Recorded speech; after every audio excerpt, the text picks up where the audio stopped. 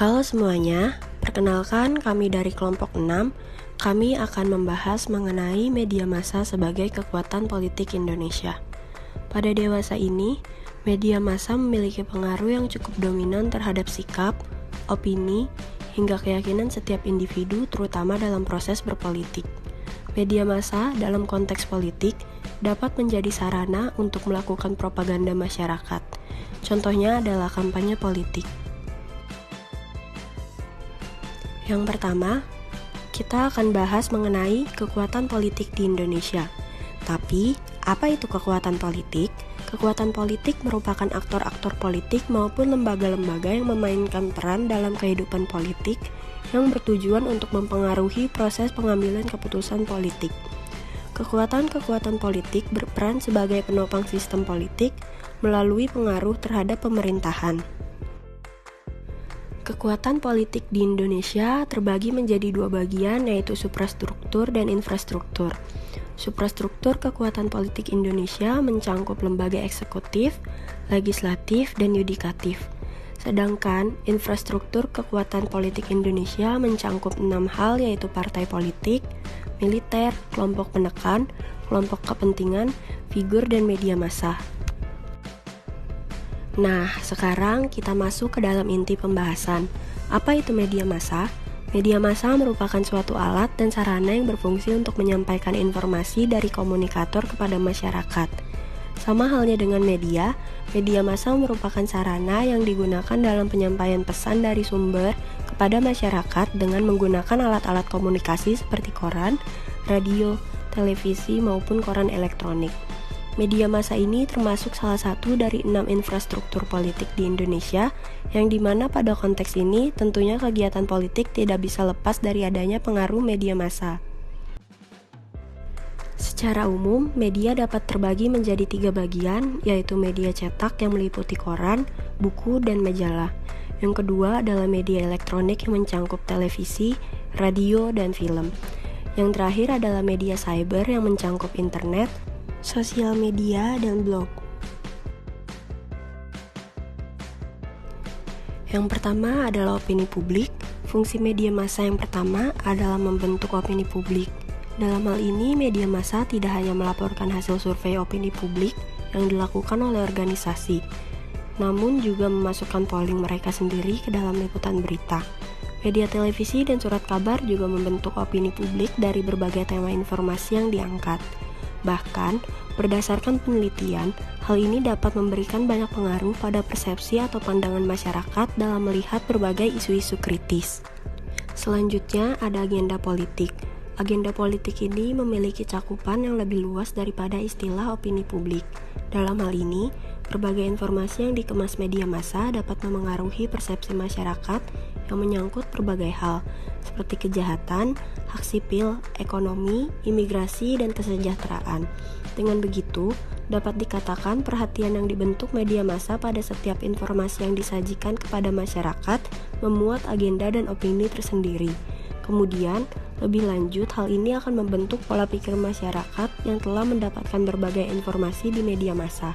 Ini termasuk salah satu agenda politis yang diperankan media dalam masyarakat. Yang ketiga, hubungan antara pemerintah dan rakyat. Berbagai kebijakan yang diatur oleh pemerintah sudah selayaknya diinformasikan pada publik secara luas. Dengan begitu, hak publik untuk mendapatkan informasi yang jelas dapat dipenuhi dengan baik. Selain menginformasikan, media juga menjadi perantara bagi pemerintah untuk meyakinkan masyarakat atas setiap kebijakan yang dibuatnya, sehingga hal ini dapat mendukung pelaksanaan rencana program yang akan diterapkan. Yang keempat ada pengawasan pemerintah. Media massa berperan sebagai pihak yang menyajikan berbagai informasi yang berhak didapatkan oleh publik, termasuk kasus korupsi yang dilakukan oleh pejabat, program kebijakan pemerintah yang dilaksanakan atas kepentingan individu atau kelompok, dan berbagai penyalahgunaan kekuasaan lainnya. Para jurnalis yang bekerja di media massa bisa menghimpun informasi melalui proses liputan dan investigasi yang dilakukan. Berbagai data yang didapat kemudian dianalisis dan disampaikan pada masyarakat berdasarkan fakta yang ada. Dengan begitu, para jurnalis perlu mengedepankan integrasi dan independensi agar dapat bersikap jujur dalam setiap laporan yang diberikan pada publik. sehingga publik bisa menaruh kepercayaan pada media untuk melakukan pengawasan pemerintah atas setiap kebijakan dan masalah yang muncul. Dan yang terakhir ada sosialisasi. Media menjalankan fungsi sosialisasi melalui pemberitaan, pelaporan, dan analisis yang dilakukan dalam setiap informasi yang disajikan. Seperti ketika media massa memberikan informasi mengenai langkah kesehatan yang perlu dilakukan selama masa pandemi untuk mencegah penularan. Atau sosialisasi mengenai proses pemilu yang dilakukan serentak pertama kali, sehingga dapat memberikan pemahaman pada masyarakat secara jelas.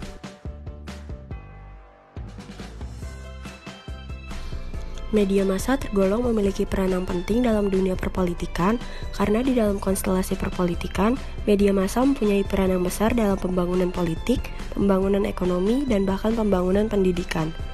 Lalu, bagaimana keterikatan media dengan para aktor politik dan pemerintahan? Menurut Orlando Marcando dalam Kangara, it's clear that media needs politician as politician needs media. They are inextricably joined together in a love-hate relationship.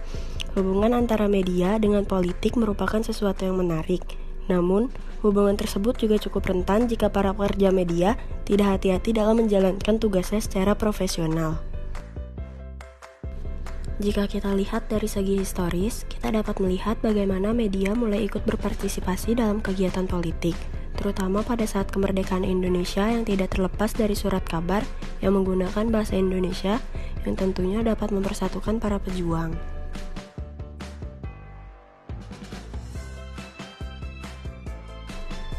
Kembali pada tahun 1962, di mana pada saat itu televisi mulai hadir di Indonesia. Di sini, peran media semakin terlihat, terutama peran TVRI yang berpartisipasi dalam membuat legitimasi pemerintahan terutama pada pemerintahan Soekarno dan Soeharto.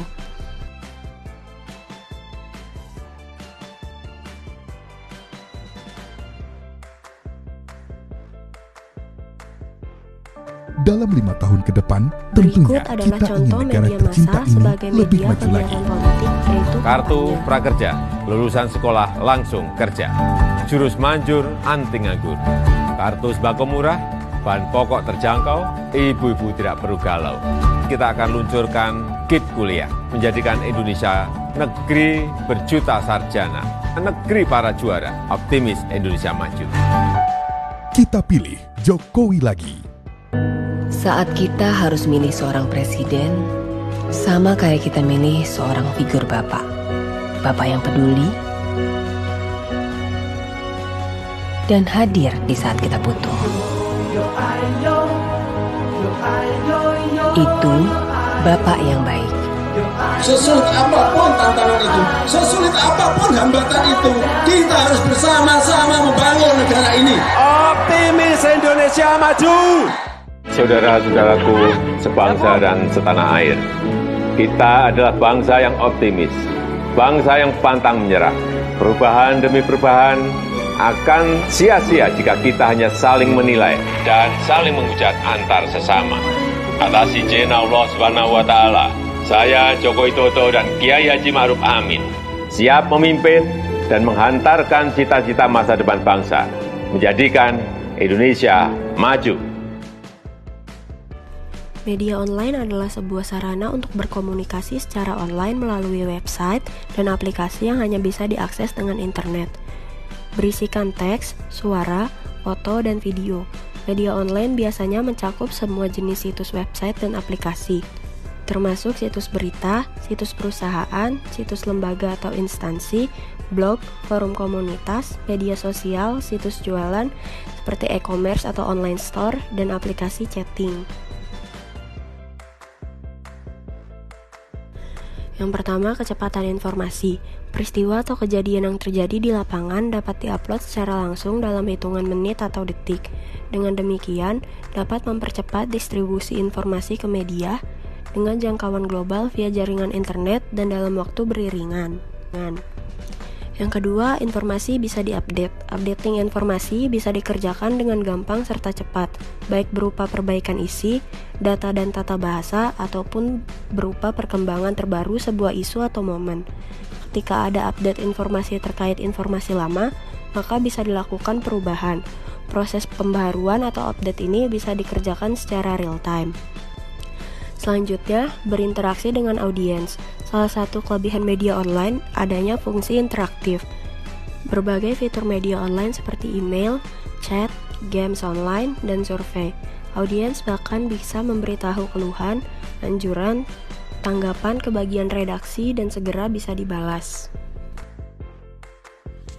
Saat ini, media sosial dan jejaring internet dinilai dapat meningkatkan kemampuan kampanye dan juga dapat menjadi bagian dari pusat kegiatan serta komunikasi modern yang dimanfaatkan oleh hampir seluruh kandidat, pimpinan, hingga organisasi politik.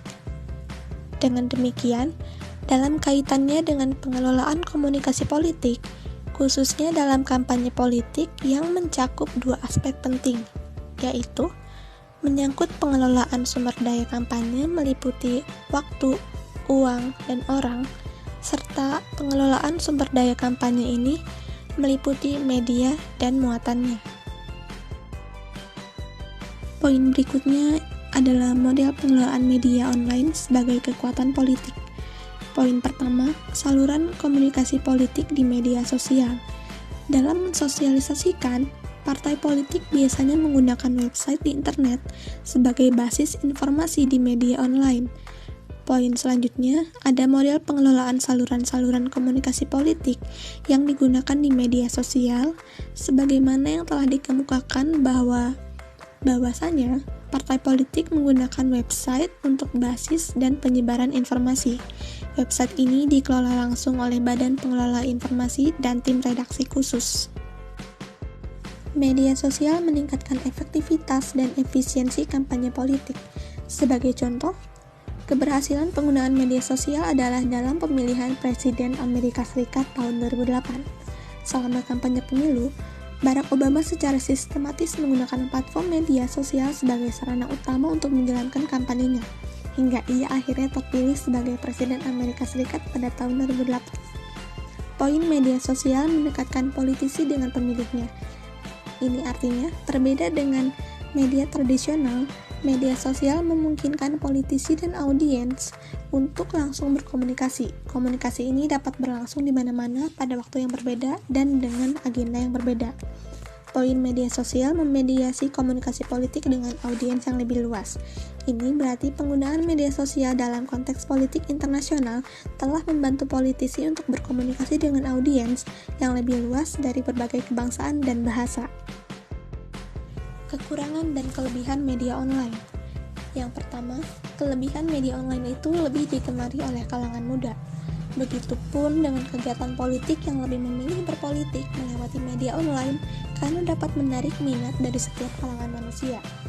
Yang kedua, berpolitik dengan sarana media online dapat dengan mudah menargetkan iklan sesuai dengan demografi, lokasi, dan isu yang menjadi perhatian. Namun, kekurangan media online itu adalah media online mengancam privasi para pelaku politik, dan media online memiliki dampak negatif terhadap partai politik. Indonesia merupakan salah satu negara yang menganut sistem demokrasi.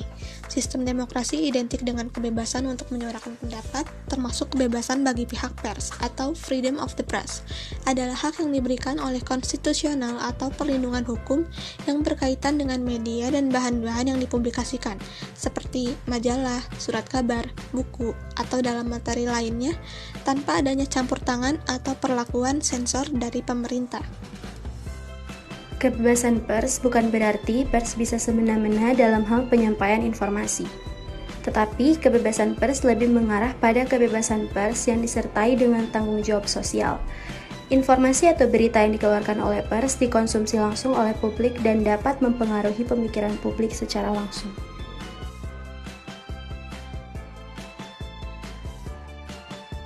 Maka dari itu, pers harus bertanggung jawab terhadap publik terkait pemberitaan yang telah dikeluarkan. Selain itu, pers yang bebas adalah pers yang tidak melanggar ketentuan hak asasi manusia. Sebagai penganut sistem demokrasi, sudah menjadi kewajiban Indonesia untuk menegakkan kebebasan pers.